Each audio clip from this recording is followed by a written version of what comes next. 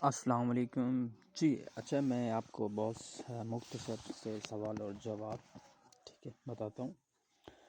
سوال: کیا انبیاء کے سوا اور کوئی بھی معصوم ہوتا ہے؟ جواب ہے ہاں، فرشتے بھی معصوم ہوتے ہیں۔ دوسرا سوال: معصوم کس کو کہتے ہیں؟ جواب: جو اللہ پاک کی حفاظت میں ہو اور اس وجہ سے اس کا گناہ کرنا ناممکن ہو۔ سوال: کیا امام اور ولی بھی معصوم ہوتے ہیں؟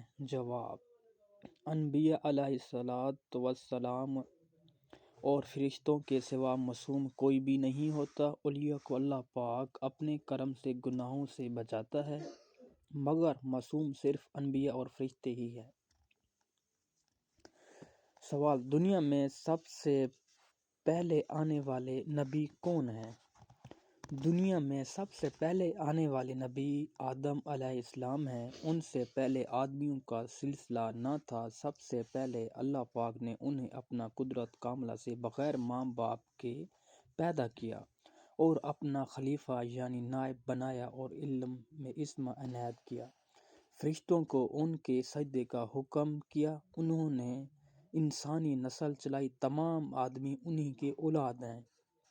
علم اسما کس کو کہتے ہیں؟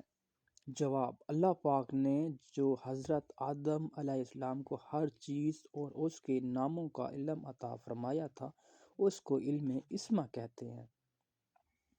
سوال: فرشتوں نے حضرت آدم علیہ السلام کو کیسا سجدہ کیا تھا؟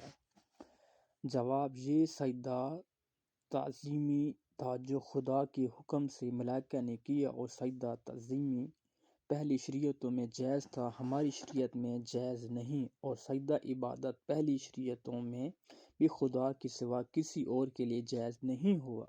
جو مخلوق میں سے کسی کو سجدہ عبادت کرے گا کافر ہو جائے گا، اور تعظیماً سجدہ کرے گا تو سخت گنہگار اور عذاب نار کا حقدار ہوگا۔ ہماری شریعت میں سجدہ تعظیمی بھی۔ کسی شاعر نے کیا خوب کہا ہے: کوئی مثل مصطفیٰ کا بھی تھا نہ ہے نہ ہوگا، کسی اور کا یہ رتبہ کبھی تھا نہ ہے نہ ہوگا۔ تمام نبیوں کے سردار کون ہیں؟ جواب: تمام نبیوں کے سردار ہمارے پیارے آقا حضرت محمد صلی اللہ علیہ وآلہ وسلم ہیں۔